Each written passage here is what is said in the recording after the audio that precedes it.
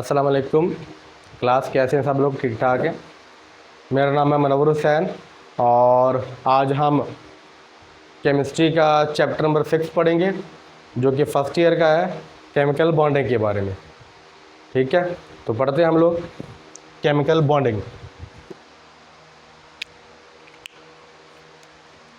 सबसे पहले मैं आपको ये बताना चाहूँगा कि केमिकल बॉन्ड कहते हैं किसको। वैसे बॉन्ड का मतलब होता है अट्रैक्शन, मीन कि जब हमारे पास एटम्स अट्रैक्शन है, जब हमारे पास एटम्स या कह ले के आयंस या मॉलिक्यूल इनके दरमियान में जब कोई अट्रैक्शन होती है और उस अट्रैक्शन की वजह से ये हमारे पास नंबर ऑफ केमिकल कंपाउंड बना दें,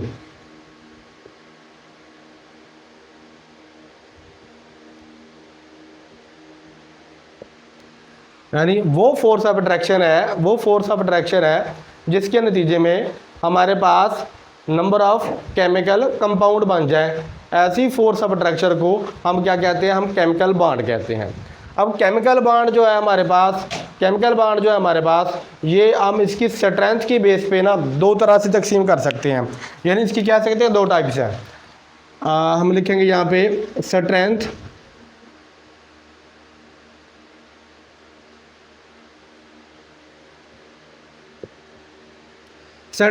ऑफ केमिकल बॉन्ड। हमारे पास दो तरह के बॉन्ड होते हैं, एक हम कहेंगे कि स्ट्रॉन्ग बॉन्ड होते हैं और दूसरे हम कहेंगे कि वीक बॉन्ड होते हैं। एक एग्जांपल से मैं आपको समझा देता हूँ इसका। ठीक है, जैसा कि है हमारे पास है हाइड्रोजन क्लोराइड। ठीक है, आपको पता है इस पर क्या चार्ज होता है? Partial positive. ये हम पढ़ चुके हैं पिछले चौथे चैप्टर के अंदर। इस पर पार्शियल नेगेटिव चार्ज होता है। ये इसकी वजह हमने पढ़ी थी कि इनमें इलेक्ट्रो नेगेटिविटी का डिफरेंस होता है, क्योंकि ये 2.1 होता है और ये 3.16 के लगभग इसकी इलेक्ट्रो नेगेटिविटी होती है, लिहाजा इस पर पार्शियल पॉजिटिव और नेगेटिव चार्ज आएगा।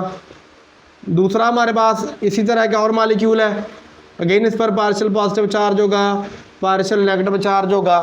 ठीक है, अब इनके दरमियान में एक वीक लिंकिंग जो है वो या एक वीक अट्रैक्शन पैदा हो जाती है, जिसको आप वो मुख्तलिफ नाम देते हैं। डायपोल हो गया।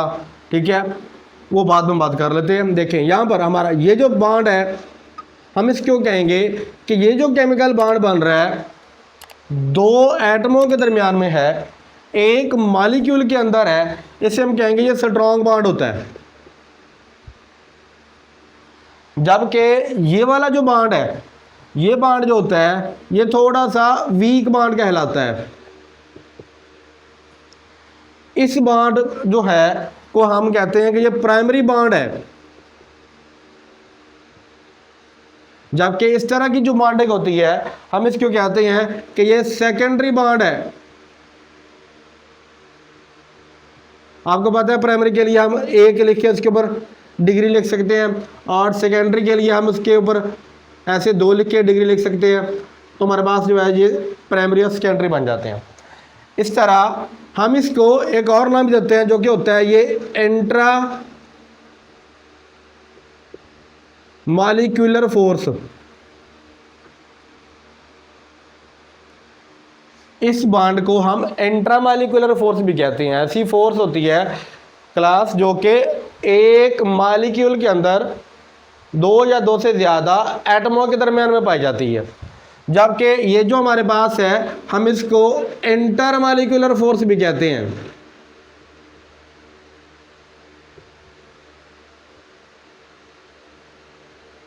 इसको हम इंटर मॉलिक्यूलर फोर्स भी कहते हैं। ठीक है, अगर हम इस स्ट्रॉन्ग बॉन्ड की कह लें एग्जांपल है तो हमारे पास आता है इसका आयनिक बॉन्ड, जैसा कि है कोवलेंट बॉन्ड, या हम इसको कह सकते हैं, इसमें आ जाते हैं हमारे पास मेटालिक बॉन्ड एटसेट्रा। ठीक है, ये स्ट्रॉन्ग बॉन्ड आ रहे हैं। हम केमिकल बॉन्डिंग में देख रहे हैं कि स्ट्रेंथ के लिहाज से जो केमिकल बॉन्ड होते हैं, जबकि वीक बॉन्ड में हमारे पास पता है हमें, इसमें आ जाता है डाइपोल, डाइपोल इंटरेक्शन आ जाती है, या हमारे पास आता है लंदन डिस्पर्शन फोर्सेस, या हमारे पास आता है, हमने पढ़ा है हाइड्रोजन बॉन्डिंग। ठीक है, इस तरह की जो बॉन्डिंग होती है, हमने ये भी पढ़ा था, इनको वंडरवाल फोर्सेस भी कहते हैं। ठीक है, हमने ये देखा कि केमिकल बॉन्ड जो है वो क्या होता है और इसकी स्ट्रेंथ के लिहाज से कितनी टाइप्स होती हैं। अब सवाल ये है कि हमारे पास जो केमिकल बॉन्ड है, एटम्स या मॉलिक्यूल्स या आयंस, वो बनाते क्यों हैं, क्या वजह है इसकी कि वो बॉन्डिंग करते हैं। तो इसके लिए हम हेडिंग देखें काजेज जो है केमिकल बॉन्डिंग के।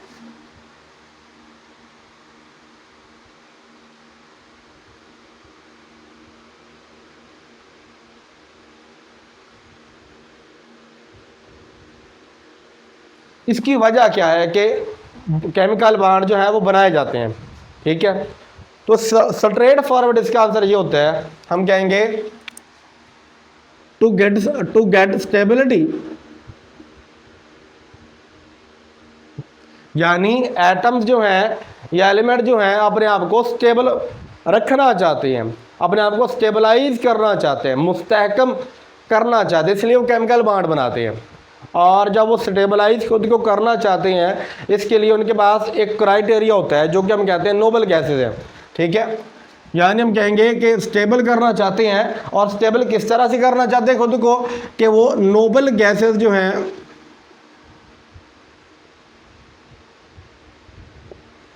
नोबल गैस की तरह अपनी कॉन्फ़िगरेशन जो है, उनकी इलेक्ट्रॉनिक कॉन्फ़िगरेशन, उसको करना चाहते हैं या रखना चाहते हैं। ठीक है, और हमें पता है कि नोबल गैसेस की जो कॉन्फ़िगरेशन होती है उसमें आता है हमारे पास NS2 और NP6, यानी S के अंदर दो, S ऑर्बिटल जो है इसके अंदर 2 इलेक्ट्रॉन होते हैं, वो मुकम्मल होगा, P के अंदर 6 होते हैं, वो मुकम्मल होता है। तो टोटल जो है ये 8 इलेक्ट्रॉन जो है नोबल गैसेस के पास होती हैं। हीलियम के पास 2 होते हैं, बाकियों के पास 8 होते हैं, बाहरी शेल की बात कर रहा हूँ। ठीक है, तो ये इसलिए स्टेबल होते हैं। ठीक है, बाकी जितने एलिमेंट हैं पीरियोडिक टेबल के, वो ये चाहते हैं कि इस तरह के बन जाएं, खुद को स्टेबलाइज कर ले। ठीक है, तो स्टेबलाइज करने के लिए उनके पास जो मॉडल है वो तो नोबल गैसेज हैं, लेकिन ये ऑक्टेट रूल जो है उसको फॉलो करते हैं, या इनका ऑक्टेट क्या है, कंप्लीट होता है, इनका ऑक्टेट कंप्लीट होता है और उस वजह से ये स्टेबल होते हैं। अब हम देखेंगे कि ऑक्टेट रूल जो है वो क्या होता है और वो स्टेबिलिटी को कैसे इंश्योर करवाता है। ठीक है, उसके बाद हम बाकी बात करेंगे। तो जो हमारे पास कह लो कि स्टेबलाइजेशन है, अगर हम बात करें कि अगर कोई हमारे पास एलिमेंट जो है वो स्टेबल है, इसकी रीज़न अगर हम बात करें, एक होता है जी उसके पास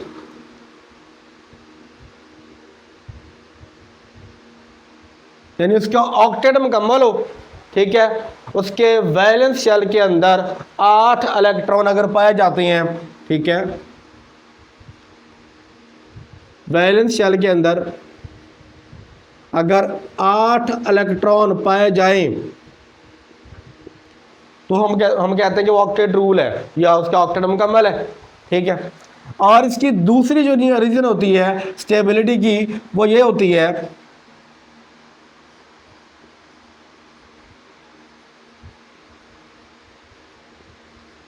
कि उसकी एनर्जी लो हो जाए। एक तो वो ऑक्टेट को फॉलो करेंगे अपने आप को स्टेबलाइज करने के लिए, दूसरा जब 2 या 2 से ज़्यादा एटम आपस में कंबाइन करेंगे या इन कंबाइन करेंगे, ठीक है, कोई केमिकल कंपाउंड बनाने के लिए, तो उनकी जो एनर्जी है वो लो हो जाए। तो 1 बाई 1 करके हम इसको देखते हैं। पहले हम बात करेंगे ऑक्टेट रूल की।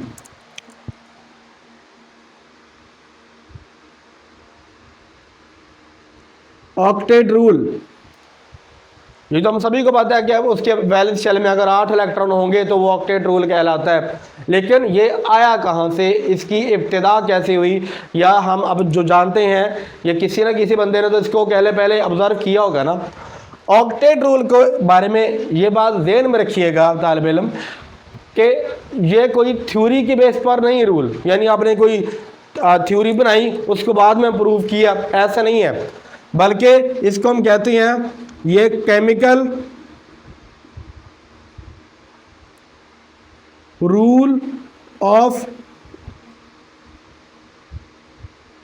थंब है। केमिकल रूल ऑफ थंब है, जिससे मुराद ये है कि हमारे पास एक ऑब्जर्वेशन की बेस पे हमने कोई नतीजा निकालना है। इस केमिकल रूल ऑफ थंब क्या होता है, मैं इसको लिख देता हूं। आप कह लें कि एक अप्रॉक्सीमेट मेथड होता है, an approximate method for doing something on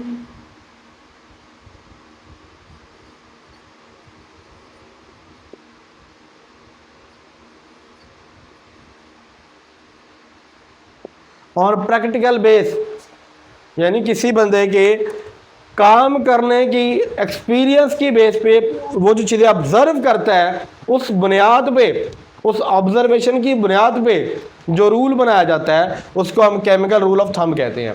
अब ये जो सेंटेंस है इसका मीनिंग प्रॉपर आपको समझ आ जाएगा जब हम इसके कह लें कि हिस्ट्री के बारे में थोड़ा सा जानेंगे, ये कैसे आया या कैसे बना। सबसे पहले इन 1904 के अंदर हमारे पास है रिचर्ड एबेग। रिचर्ड एबेग साहब, इन्होंने स्टडी किया था कोऑर्डिनेशन नंबर को।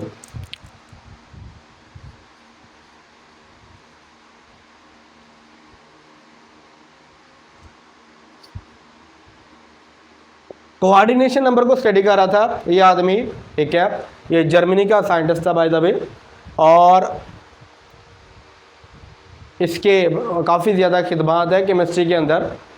ये वो नहीं होते जैसे कहते हैं वो बैलून वाले जिसमें वो गैस से फिल करके जो है वो दुनिया का चक्कर वगैरह लगाते हैं। तो इसके बारे में आपको बताता हूँ, ये 41 साल की उम्र में जो है इसकी वफ़ात हो गई थी इसी अकेले चक्रों में ही, यानी ये कोई सैर वगैरह कर रहा था उसके अंदर बैलून के अंदर फिल करके, तो इसकी डेथ हो गई। खैर एबेग साहब ने क्या किया, इसने कोऑर्डिनेशन नंबर जो होता है, कोऑर्डिनेशन नंबर, उसको स्टडी किया। उसको स्टडी कर रहा था, इसने देखा कि फ्रीक्वेंटली बार बार इसके पास जो वैलेंसीज में डिफरेंस आ रहा है ना वो 8 का आ रहा था, ठीक है, और उसने उसको बाद में एबेग रूल बना दिया। वो रूल मैं लिख देता हूं यहां पे, the difference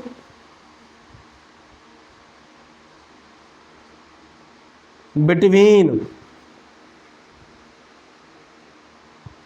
the maximum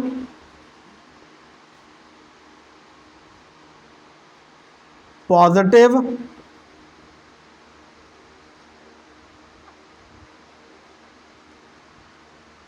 and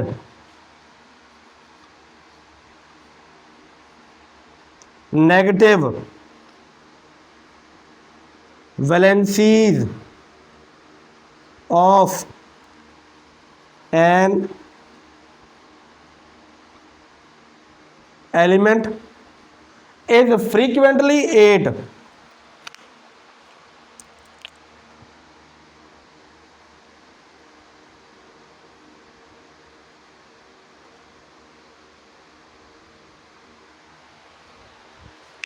क्या मतलब, ये हमारे पास क्या कहलाता है बाय द वे, ये सारा जो है इतना, इसको हम कहते हैं इट्स एबेग्स रूल।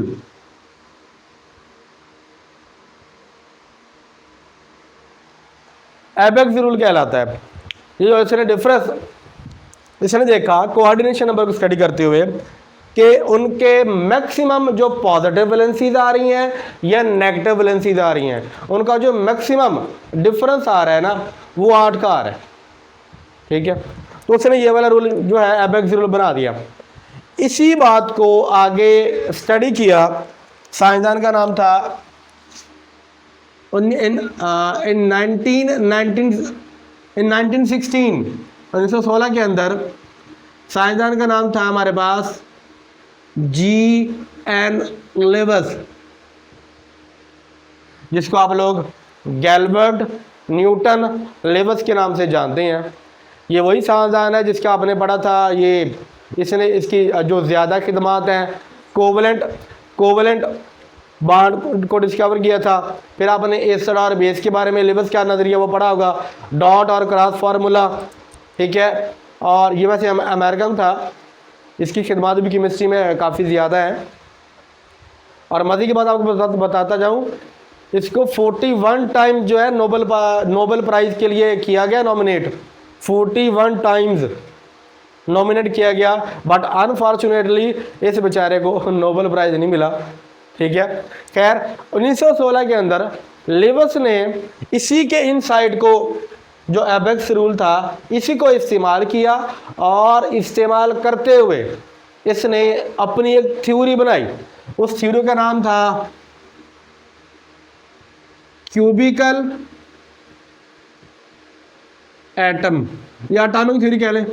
ठीक है, इसने ये थ्योरी बनाई 1916 के अंदर, और इस थ्योरी के मुताबिक उसने क्या कहा, उसने कहा अगर आपके पास एक क्यूब है, अब कह लेंगे आपके पास जिस तरह आपने क्यूब ये बनाई होगी,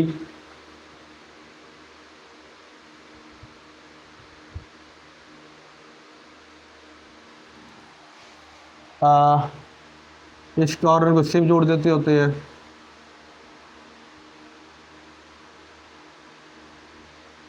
ये क्यूब है, ठीक है।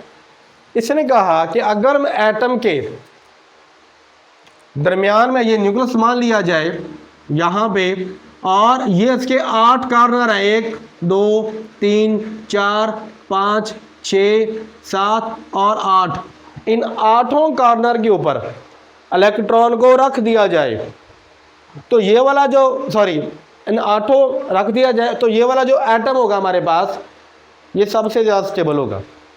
यानी एक एटम है जिसके 8 कॉर्नर के ऊपर आपने क्या कर दिया, इलेक्ट्रॉन को रख दिया।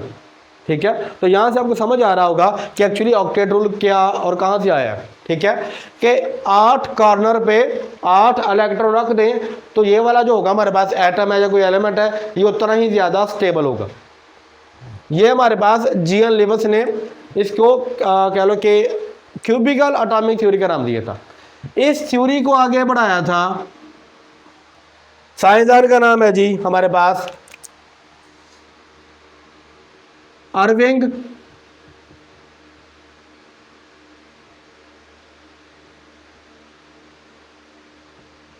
लैंगमुअर। अर्विंग लैंगमुअर इसका था 1919 के अंदर। इसने इस क्यूबिकल एटॉमिक थ्योरी को आगे रिफाइन किया, मजीद इस पर जो है तहकीक की, और इसने एक आर्टिकल पब्लिश किया था 1919 के अंदर। और इस क्यूबिकल एटॉमिक थ्योरी को इसने बदल के नाम रखा था क्यूबिकल ऑक्टेट एटॉमिक थ्योरी। ठीक है, क्यूबिकल ऑक्टेट एटॉमिक थ्योरी इसका नाम रखा, जो कि बाद में इसने सिंपल इसको कह दिया कि ये जो है हमारे पास ऑक्टेट थ्योरी है। और इवॉल्व होने के बाद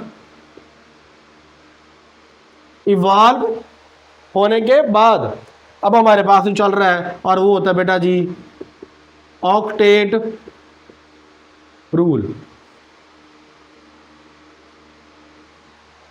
जो हमने यहाँ पर शुरू में डिस्कस करना शुरू किया था कि ऑक्टेट रूल जो है ये ऑब्जर्वेशन से आया है। इन बार बार जब देखा गया कि हमारे पास जो एलिमेंट्स हैं या आइटम्स हैं, ठीक है, या आयंस कह लें, वो जब इस तरह कंबाइन करते हैं तो उनकी जो ज़्यादातर स्टेबल फॉर्म आ रही है ना हमारे पास, वो किसको फॉलो कर रहे हैं कि उनके बाहरी शेल में 8 इलेक्ट्रॉन हो।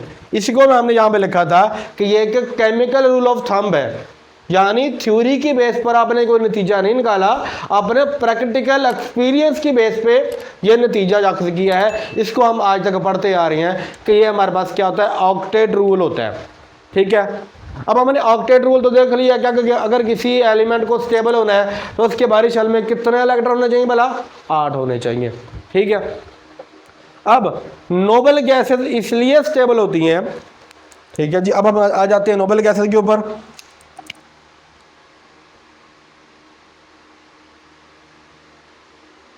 ठीक है, जो हमने यहाँ पे अकेले थोड़ा सा पढ़ा था, जो नोबल गैसेज हैं इसके बारे में हमारे पास सबसे पहले हीलियम गैस आती है। ठीक है, नियॉन, फिर हमारे पास होता है आर्गॉन, क्रिप्टॉन, जीनॉन। ठीक है, आप सभी को इसकी कॉन्फ़िगरेशन पता होगी कि हमें पता है कि जो हीलियम गैस है ये 1s2 होती है, नियॉन में 10 होते हैं, तो एस में आ जाएंगे 2, 2s में 2 आ जाएंगे और 2p में 6 आ जाएंगे। ठीक है, इसके 10 मुकम्मल हो गए। इसी तरह आपके पास आर्गॉन आ गई, 1s में 2, इसमें वैसे 18 होते हैं, इसमें 2 आ जाएंगे, इसमें 6 आ जाएंगे, 10 हो गए। इसमें आ जाएगा हमारे पास 3s, इसमें 2 आ जाएंगे, फिर आएगा 3p, इसमें 6 आ जाएंगे, तो 10 और 8 18। इस तरह बाद में ये और इनके भी कॉन्फ़िगरेशन ऐसी होती है। तो अगर आप गौर करें, इसका ये वाला इतना पार्ट और इसका ये वाला पार्ट, ये इनका वैलेंस शेल है जिसको हम आउटर मोस्ट शेल भी कहते हैं। इसमें गौर करें तो हमारे पास 8 इलेक्ट्रॉन मुकम्मल है, यानी ये ऑक्टेट को फॉलो करते हैं, इसलिए ये स्टेबल है। आमतौर पर ये गैसेस रिएक्ट नहीं करते, आमतौर पर बात कर रहा हूँ। जीनॉन जो है ये रिएक्शन दिखाती है, आपकी बुक पर भी मेंशन है कि आपने देखा होगा जीनॉन फ्लोराइड के साथ जो है वो रिएक्ट कर रही है। ठीक है, इसके कुछ कंपाउंड पढ़ेंगे आपने इस तरह के, F2 होता है, F4 होता है, या ऑक्सीजन के साथ होते हैं।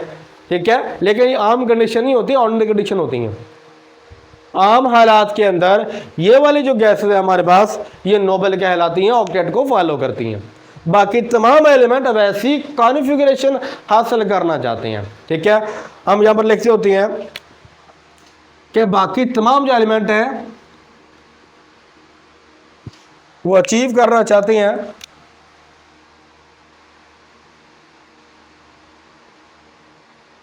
नियरेस्ट नोबल गैस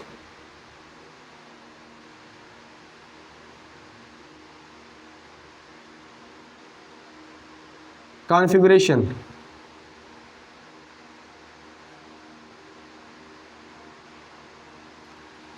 ठीक है, बाकी जितने एलिमेंट हैं वो नियरेस्ट नोबल गैस जो उनकी करीब तरीन नोबल गैस की कॉन्फ़िगरेशन बनती है वो हासिल करना चाहते हैं। ठीक है, हमने अब ये देख लिया कि ऑक्टेट रोल को जो फॉलो करती हैं, और हमने सबसे पहले ये बात क्लियर की कि ऑक्टेट क्यों स्टेबलाइजेशन की निशानी है और ये कहाँ से आया। ठीक है, अब हम बात करेंगे बाकी एलिमेंट्स की कि वो नियरेस्ट नोबल गैस कॉन्फ़िगरेशन हासिल करने के लिए बॉन्डिंग जो है वो कैसे करते हैं। अब मैं इसके साफ कर देता हूँ, अब रहने दीजिएगा। अब हम देखेंगे कि हमारे पास स्टेबलाइजेशन के लिए, ऑक्टेट रूल हासिल करने के लिए एलिमेंट्स किस तरह इलेक्ट्रॉन को लॉस करते हैं या गेन करते हैं या शेयर करते हैं। तो 3 तरीक़ाकार होती है हमारे पास, गेन ऑफ इलेक्ट्रॉन, ठीक है, या लॉस ऑफ इलेक्ट्रॉन, और तीसरा कौन सा होगा हमारे पास, शेयरिंग ऑफ इलेक्ट्रॉन। इलेक्ट्रॉन को या तो वो गेन करेंगे या वो लॉस करेंगे या शेयर करेंगे। अब कौन कौन से ऐसे एलिमेंट होंगे जो कि शेयर करेंगे या कह लें कि लॉस करेंगे या गेन करेंगे। तो आम इसमें जो कह लें कि रूल है रूल तो वैसे नहीं है, यानी आम एक जनरलाइज्ड तरीकाकार वो ये है, अगर किसी एलिमेंट के पास एक इलेक्ट्रॉन है, फर्ज करें एक एटम ए है और दूसरा एटम मेरे पास क्या है, बी है, इसके पास अगर एक इलेक्ट्रॉन है और अगर इसके पास 7 इलेक्ट्रॉन है, मैं इनके बाहर वाले शेल की बात कर रहा हूँ, इसके अंदर वाले यही समझे कि फेल है, यानी अंदर वाले में इनके इनसाइड या इनर जो शेल है वो फेल है, ये इनके आउटर मोस्ट शेल है, ठीक है। तो इनके आउटर मोस्ट शेल में अगर एक इलेक्ट्रॉन है और इसके अगर बाहरी शेल में एक इलेक्ट्रॉन है, 7 इलेक्ट्रॉन है, ठीक है, तो क्या होगा हमारे पास, ये इसको इलेक्ट्रॉन दे देगा, ठीक है। जब इसको इलेक्ट्रॉन क्या डोनेट कर देगा तो इसके मुकम्मल हो जाएगा 8, ठीक है, इलेक्ट्रॉन। अगर इसके पास 2 इलेक्ट्रॉन है, ठीक है, और यहाँ पर कोई ऐसा एलिमेंट है जिसके पास कितने इलेक्ट्रॉन है जी, 6, तो ये क्या करेगा, इलेक्ट्रॉन 2 वाला अगेन डोनेट कर देगा, ठीक है, या ये लॉस कर देगा, ये क्या कर लेगा, गेन कर लेगा। हम इस यहाँ में लिख देंगे ये लॉस कर लेगा और ये क्या कर लेगा, गेन कर लेगा, ठीक है। इसके पास भी 8 हो जाएंगे। इस तरह अगर 3 इलेक्ट्रॉन है और इसके पास कितने हैं जी, 5 इलेक्ट्रॉन है, तो 3 वाला क्या करेगा, अगेन लॉस करके 5 वाले कितना देगा, इसके कितने बन गए इलेक्ट्रॉन, 8, इसके भी 8 बन जाएंगे, इसके इनसाइड वाले बाहर वाले शेल खत्म हो जाएगा, अंदर वाले में 8 बन जाएंगे, ठीक है। लेकिन ये नहीं है कि 100% ठीक है ये बात, ये एक जनरल तरीका बताया याद। ये हमारे पास अगर कोई मेटल है, अल्कली मेटल है, अल्कलीन अर्थ मेटल है, ये तीसरे ग्रुप वाली हमारे पास मेटल आ जाती हैं, लाइक एल्यूमिनियम जिसमें आती है, बोरान वगैरह, ठीक है। तो ये क्या करेंगे, इलेक्ट्रॉन आमतौर पे देते हैं। लेकिन अगर सही बात की जाए, एग्जैक्ट प्रिसाइजली बोला जाए, तो फिर हम ये कहेंगे कि जब 2 एटम जुड़ते हैं तो सराउंडिंग वाला जो एटम होता है वो ये डिसाइड करता है कि क्या अब शेयर होगा इलेक्ट्रॉन, या लॉस होगा, या गेन होगा, ठीक है। लेकिन ये एक आम तरीका है याद करने का। इसी तरह अगर 4 इलेक्ट्रॉन होंगे, इधर भी 4 इलेक्ट्रॉन है, तो इसमें यह होगा कि ये शेयर कर सकते हैं, ठीक है, आमतौर पे। अच्छा, हम इसकी मिसाल देखते हैं। फॉर एग्जांपल आपके पास है सोडियम, सोडियम जो है हमारे पास के मेटल है, ठीक है, और आपको पता है इसके अंदर जो है 11 इलेक्ट्रॉन होते हैं। इसमें आते हैं एस में 1s में 2 इलेक्ट्रॉन आ गए, ठीक है, 2s में 2 इलेक्ट्रॉन आ गए, ठीक हो गया, पी वाले में 6 इलेक्ट्रॉन आ गए, 10 हो गए। इसके बाद क्या आ गया, एस वाले में 1 इलेक्ट्रॉन आ गया। ये था 1s, ये था 2s, ये था 2p, ये था 3s1, ठीक है। इसी तरह आपके पास है क्लोरीन, इसके पहली शेल में यानी 1s में कितने होंगे इलेक्ट्रॉन, 2, अगले में कितने होंगे आपके पास 2s में 2, ठीक है, फिर 2p में कितने होंगे बेटा जी 6, 3s में कितने होंगे पहला 2 इलेक्ट्रॉन, और 3p में कितने होंगे, इसमें होंगे 5 इलेक्ट्रॉन।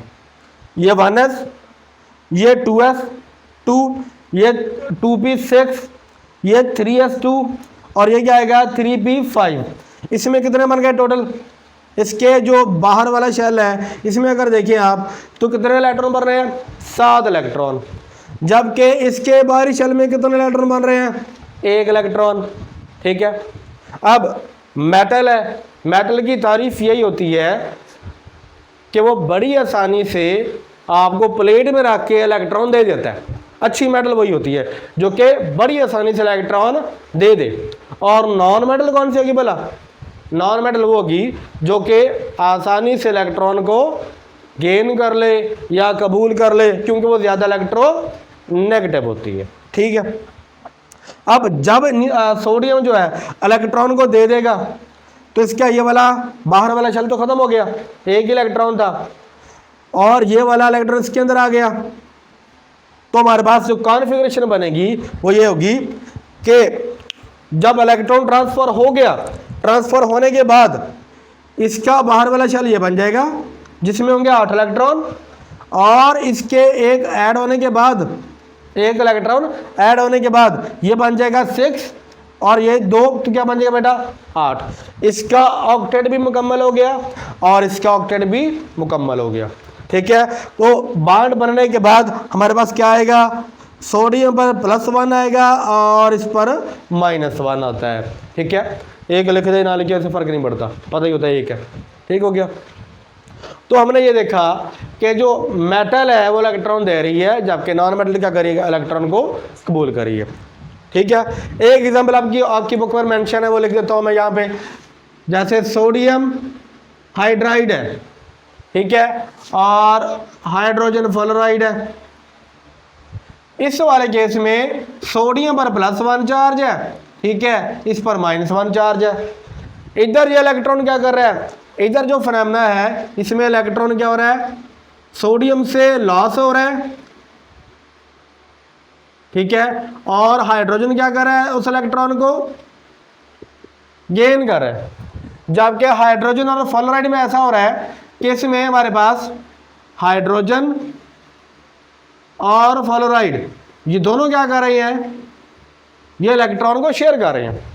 क्यों, वजह ये है कि इसके बाहरी शेल में बताइए कि 1 इलेक्ट्रॉन होता है और इसके बाहरी शेल में कितने होते हैं, 1 इलेक्ट्रॉन। अब ये किसको फॉलो करता है, हाइड्रोजन, ये फॉलो करता है हीलियम को, ठीक है, जो कि नियरेस्ट गैस है। और ये दोनों किसको फॉलो करते हैं, ये फॉलो करते हैं डुप्लेट रूल को। इसकी कॉन्फ़िगरेशन क्या होती है, 1s2 हीलियम की। इसके पास क्या था, 1 इलेक्ट्रॉन, एक इसने दे दिया, तो आफ्टर गेनिंग 1 इलेक्ट्रॉन इसकी कॉन्फ़िगरेशन क्या हो गई, इसकी भी 2 हो गई। तो हमारे पास हीलियम जैसी इसने कॉन्फ़िगरेशन हासिल कर ली हाइड्रोजन ने। तो नियरेस्ट गैस जो होती है नोबल गैस, उसकी कॉन्फ़िगरेशन इसने हासिल कर ली। इसी तरह सोडियम ने जब 1 इलेक्ट्रॉन चले लॉस किया, इसके बाहरी शेल में 8 इलेक्ट्रॉन हो गए। और हमने अभी देखा था कि 8 इलेक्ट्रॉन जो है हमारे पास, उधर शायद लिखा था मैंने, वो होते हैं उसके पास नियॉन के पास, ठीक है, उसके बाहरी शेल में 8 होते हैं। तो ये मुकम्मल हो गया, ठीक हो गया। इस तरह जो नियर, ये क्लोरीन का देखा हमने आर्गन, ठीक है ना, आर्गन के पास टोटल 18 इलेक्ट्रॉन थे, इसके पास 17 इलेक्ट्रॉन थे, 1 इलेक्ट्रॉन से गेन किया, तो इसकी जो कॉन्फ़िगरेशन है ये बन जाएगी हमारे पास नियॉन की कॉन्फ़िगरेशन, और ये किसकी बन गई, ये आर्गन की कॉन्फ़िगरेशन।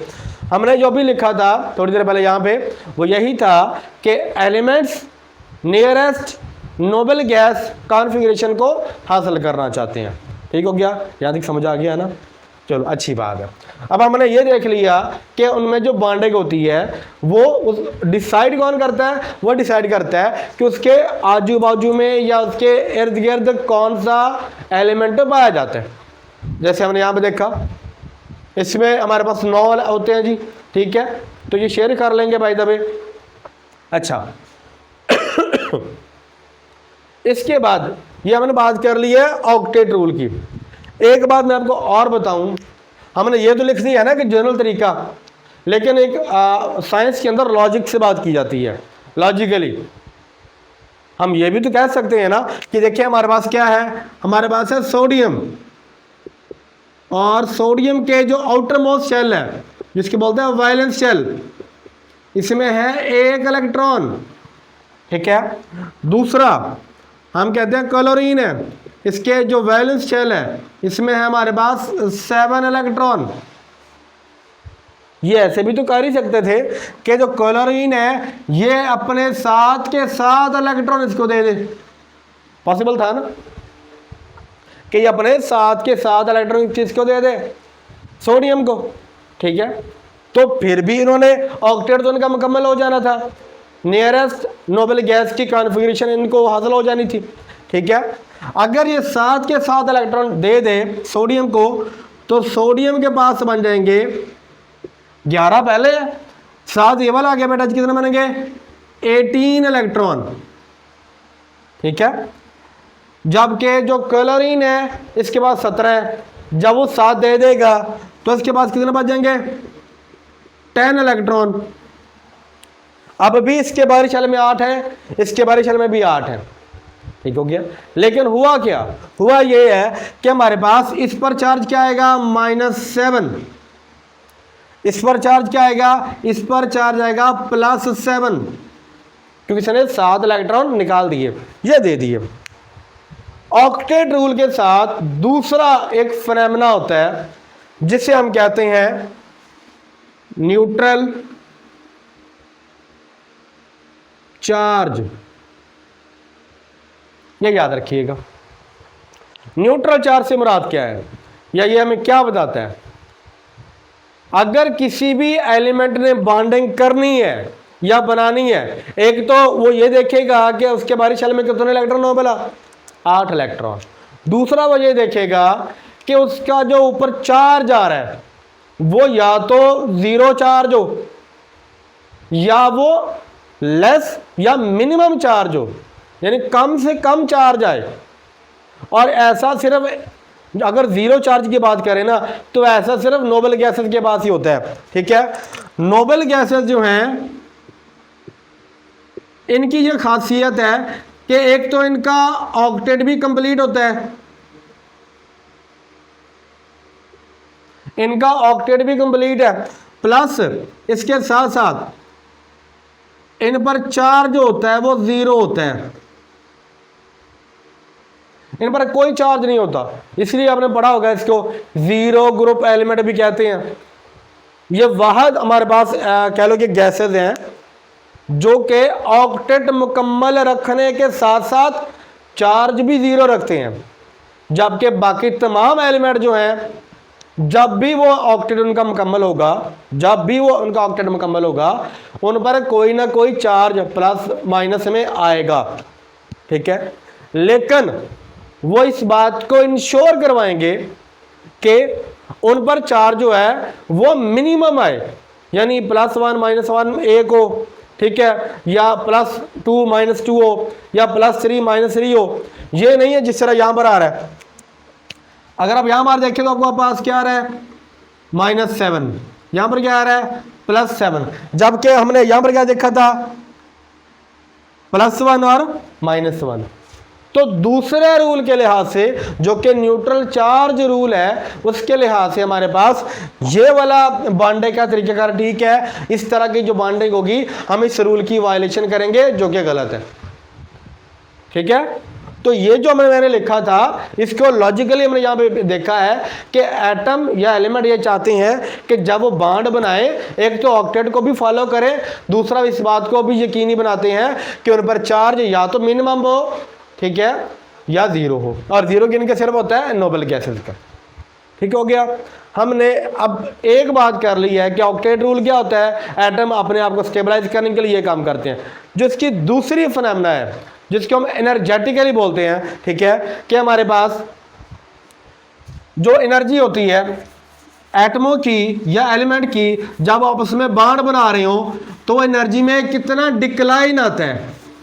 जितना ज़्यादा एनर्जी कम होगी उतना ज़्यादा वो जो कंपाउंड बनेगा वो स्टेबल होगा, ठीक है। आपकी बुक पर मेंशन किया हुआ है, बल्कि उससे जाने से पहले मैं आपको बता दूं, ऑक्टेट रूल जो है इसके कुछ एक्सेप्शंस होती हैं, यानी ये रूल जो है ये यूनिवर्सल ट्रूथ नहीं है, ठीक है। मैं थोड़ी सी इसके साथ में लिख देता हूं एक्सेप्शंस।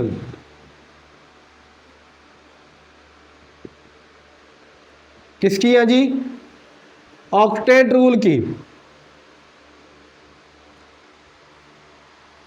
ऑक्टेट रूल जो है, क्या ये तमाम ही एलिमेंट इसको फॉलो करते हैं, तो आप एक तो ये ध्यान में रखिएगा कि सिर्फ और सिर्फ मेन ग्रुप एलिमेंट जो होते हैं हमारे पास वो इसको फॉलो करते हैं। मेन ग्रुप कौन से होते हैं बेटा जी, S ब्लॉक वाले और P ब्लॉक वाले एलिमेंट। जो D वाले होते हैं ट्रांजिशन वाले, वो इसको फॉलो नहीं करते, उनके लिए 18 रूल होता है, ठीक है। खैर वो बाद में देखेंगे जब उसकी बारी आएगी। एक्सेप्शंस क्या है, क्या ये यूनिवर्सल रूल है, तो जवाब होता है नहीं। पहले एक्सेप्शन है हमारे पास मोस्टली रिएक्टिव इंटरमीडिएट, हमारे पास इतने होते हैं, वो इस रूल को फॉलो नहीं करते। दूसरा,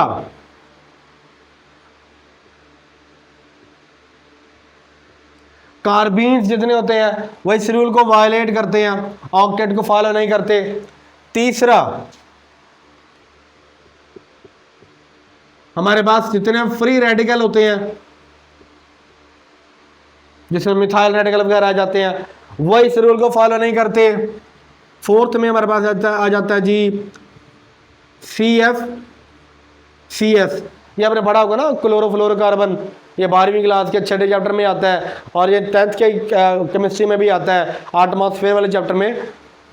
ये वो कंपाउंड होते हैं जो कि ओजोन को वो डिप्लीट करते हैं इंसानों के कारनामों की वजह से, तो ये वाले भी फॉलो नहीं करते ऑक्टेट रूल को।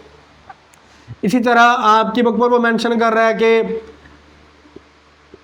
हाइपर वैलेंट जो कंपाउंड होते हैं वो भी इसको फॉलो नहीं करते। ये आपकी बुक पर लिखा होगा कि PF5SF6 phosphorus pentachloride, sorry fluoride, chloride में वैसे होता है, सल्फर हेक्साफ्लोराइड एटसेट्रा सॉरी, इस तरह के कुछ एलिमेंट हैं जिनको आप हाइपर वेलेंट कंपाउंड कहते हैं, ये भी इस ऑक्टेट रूल को फॉलो नहीं करते। ठीक है, क्योंकि फास्फोरस में वही आ जाता, डी इसमें आ जाएगा। जब ये डी के साथ बॉन्डिंग बनाएंगे ना, डी वाला ऑर्बिटल भी शामिल होगा, तो फिर एक बनेगा एस के साथ बॉन्ड, 3 बनाएगा वो पी वाला, 2 बना देगा डी वाला, तो 6 बन जाएंगे, 6 भी बनाते हैं। और अगर 3 बनाए वो पी वाला, 1 बनाए एस वाला और 1 बनाए डी वाला, तब ये 5 बनेंगे। क्योंकि इसमें डी ऑर्बिटल की इन्वॉल्वमेंट होती है, इसलिए ये वायलेट करते हैं ऑक्टेट रूल को। ये एक्सेप्शंस हैं। तो यहाँ पर अगर हम कंक्लूजन लिखें वो ये है कि ये यूनिवर्सल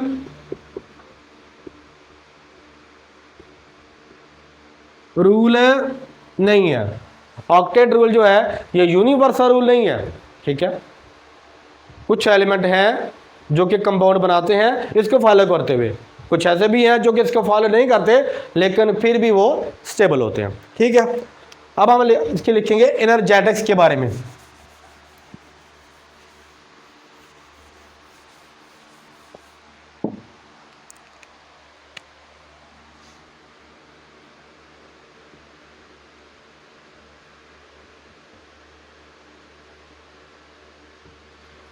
यानी जब भी 2 एटम आपस में पास आते हैं उनकी जो पहले पोटेंशियल एनर्जी होती है आफ्टर बॉन्डिंग वो पहले से कम हो जाती है, और अगर पहले से कम हो जाए तो वो स्टेबल हो जाता है। स्टेबिलिटी के लिए मैंने लिखा था ना, एक तो आपके पास होना चाहिए ऑक्टेट रूल को फॉलो करे, दूसरा मैंने ये लिखा था कि वो एनर्जी भी उसकी लो हो। ठीक है, अब हम एक केस देखते हैं जो कि आपकी बुक पर अगेन मेंशन है हाइड्रोजन के 2 एटमों का। ठीक है, जिसमें ये मेंशन किया हुआ है कि हमारे पास जब भी 2 हाइड्रोजन के एटम पास आएंगे, ठीक है, तो ये इनका न्यूक्लियस है और यहां पर इलेक्ट्रॉन है। ठीक है, तो जब भी 2 एटम पास आते हैं तो उसमें 2 तरह की फोर्सेस जो होती है वो डोमिनेट, सॉरी 2 तरह की फोर्स जो है वो एक्ट कर रही होती हैं। एक फोर्स वो होगी जो कि इस इलेक्ट्रॉन और इस वाले इलेक्ट्रॉन के दरमियान में होगी, क्योंकि माइनस चार्ज होगा दोनों पे। ठीक है, तो ये दोनों क्या करेंगे, आपस में रिपेल करेंगे, रिपल्सिव फोर्स होगी। ठीक है, एक फोर्स। दूसरी फोर्स कौन सी होगी, ये वाला न्यूक्लियस अपने इलेक्ट्रॉन को भी खींचेगा, इसके इलेक्ट्रॉन को भी खींचेगा। इसी तरह ये वाला जो हाइड्रोजन इसका न्यूक्लियस अपने इलेक्ट्रॉन को भी खींचेगा, इस वाले इलेक्ट्रॉन को भी खींचेगा। ये वाली फोर्स कौन सी होगी हमारे पास, ये वाली फोर्स होगी अट्रैक्टिव फोर्स। ठीक हो गया। एक और फोर्स होगी जो कि दोनों न्यूक्लियस के दरमियान में होगी इस तरह, अगेन ये कौन सी होगी, रिपल्सिव फोर्स। यानी जब 2 एटम आपस में पास आते हैं उसमें अट्रैक्टिव फोर्स एंड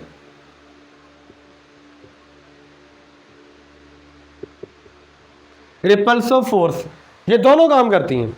ये दोनों एक ही वक्त में साइमल्टेनियसली काम कर रही होती हैं जब 2 एटम पास आते हैं। जो जीतेगा वो इसके अंदर होगा। ठीक है, अट्रैक्टिव फोर्स कैसे होती है? एटम के न्यूक्लियस और उसके इलेक्ट्रॉन के दरमियान में अट्रैक्टिव फोर्स होगी, ठीक है, उसके इलेक्ट्रॉन भी और दूसरे के भी। रिपल्सिव फोर्स क्या होगी? न्यूक्लियस और न्यूक्लियस के दरमियान में, ठीक है, इलेक्ट्रॉन और इलेक्ट्रॉन के दरमियान में रिपल्सिव फोर्स होगी, ठीक है। और अट्रैक्टिव फोर्स कौन सी थी? इसके न्यूक्लियस, इसके इलेक्ट्रॉन, इसके न्यूक्लियस और इसके इलेक्ट्रॉन के दरमियान में, ये अट्रैक्टिव फोर्स है। तो जब बॉन्ड बनता है तब हमारे पास अट्रैक्टिव फोर्स क्या करती है? वो डोमिनेट करती है, ठीक है। बॉन्ड तभी बनेगा जब अट्रैक्टिव फोर्स डोमिनेट करेगी। अगर रिपल्सिव फोर्स डोमिनेट कर गई तो बॉन्ड नहीं बनता। रिपेल करेंगे आपस में तो बॉन्ड कैसे बनेगा? ठीक हो गया। ये जो अट्रैक्टिव फोर्स है ये दो एटमों को पास लेकर आती है खींच के, रिपल्सिव फोर्स दोनों को दूर करती है। इस अट्रैक्टिव फोर्स के नतीजे में उसकी जो एनर्जी है वो कम हो जाती है, जबकि रिपल्सिव फोर्स के नतीजे में एनर्जी क्या हो जाती है? उसकी बढ़ जाती है। ठीक हो गया। अब हमारे पास एक ऐसा डिस्टेंस पहुंचता है, ठीक है, जो कि 75.4 पिकोमीटर है, जहां पर आकर हाइड्रोजन का बॉन्ड बन जाता है। ग्राफ आपकी बुक पर मेंशन किया हुआ है।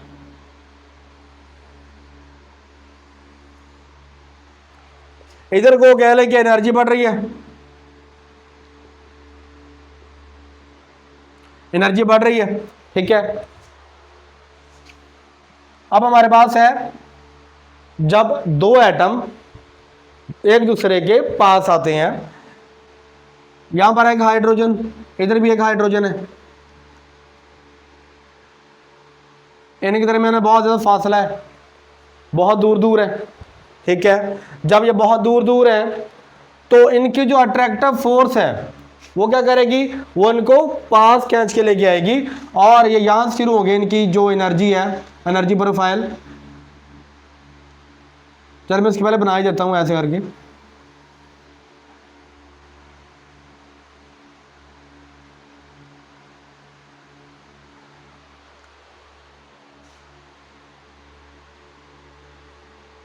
यहां पे इनमें अट्रैक्टिव फोर्स कम है इसलिए दूर दूर है, लिहाजा इनकी पोटेंशियल एनर्जी यहां पर है।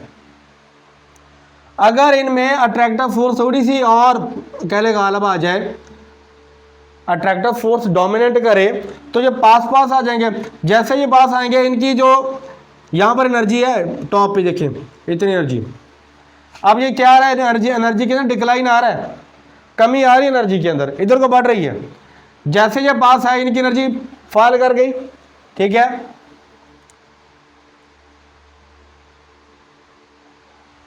तीसरे केस में जब अट्रैक्टिव फोर्स बहुत ज्यादा गालब आ गई, डोमिनेट कर गई, तब इन दोनों हाइड्रोजन के दरमियान में एक बॉन्ड बन गया और आपके पास ये वाली सिचुएशन जो यहां पर आ गई, ठीक है।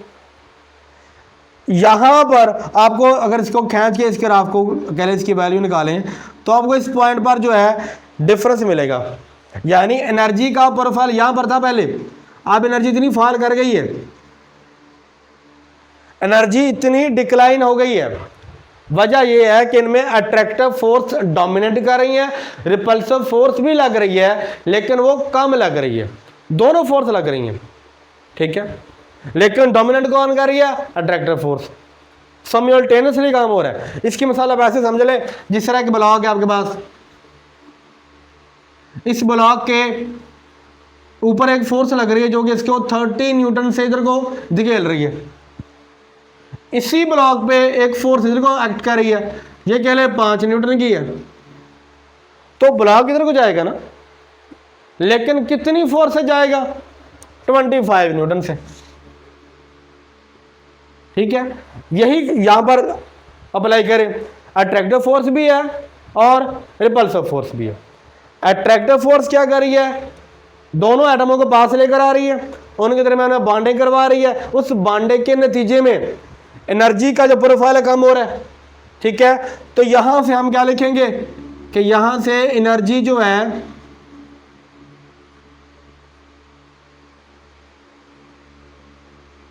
रिलीज हो रही है, एनर्जी निकल गई। जब या कह ले कि ये प्रोसेस जो है हमारे पास एक्सोथर्मिक प्रोसेस है, ठीक है, जिसके अंदर एनर्जी सिस्टम से बाहर जा रही है। और ये डिस्टेंस कितना है, ये 75.4 पिकोमीटर। और एनर्जी कितनी रिलीज हो रही है, 436 किलो जूल पर मोल। इतनी एनर्जी है जो कि यहां से रिलीज हो रही है। ठीक हो गया।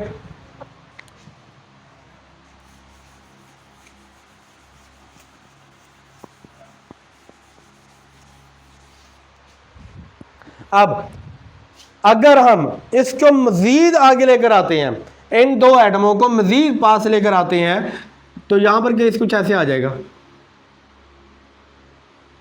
अब ज्यादा जब ये ओवरलैप करेंगे, जब ये ज्यादा ओवरलैप करेंगे तो इनके न्यूक्लियस पास आ जाएंगे और इलेक्ट्रॉन भी। तो इनके दरम्यान में एक जो अट्रैक्टिव फोर्स थी जिसने बॉन्ड बनाया था, ठीक है, अब वो कम होती जाएगी, जबकि हमारे पास जो रिपल्सिव फोर्स है वो बढ़ती जाएगी। अट्रैक्टिव फोर्स कम हो रही है, जबकि न्यूक्लियस और न्यूक्लियस के दरम्यान में जो रिपल्सिव फोर्स है वो क्या होगी, कम होगी ना। ठीक है, तब इसके नतीजे में क्या होगा, इसके नतीजे में ये होगा कि बजाय कि ये वाला बॉन्ड बने, ये वाला बॉन्ड क्या करेगा, ये ब्रेक होना शुरू हो जाएगा, टूटना शुरू हो जाएगा। और ये जो हमारे पास एनर्जी का अकेले दिखाया हुआ है,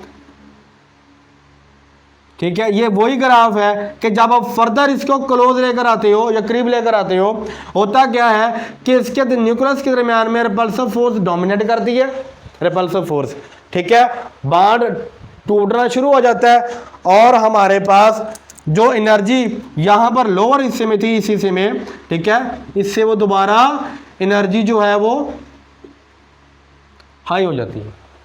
और अगर हाई एनर्जी होगी तो क्या होगा, वो अनस्टेबल होगा।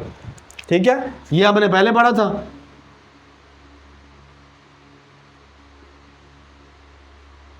अगर लोअर एनर्जी है, ठीक है, एनर्जी लो हो रही है, तो यहां पर क्या होगा बेटा जी, हमारे पास स्टेबल होगा। जब अट्रैक्टिव फोर्स गालब आ रही है तो स्टेबिलिटी, और अगर ज्यादा पास लेकर है तो फिर क्या होगा, अनस्टेबिलिटी।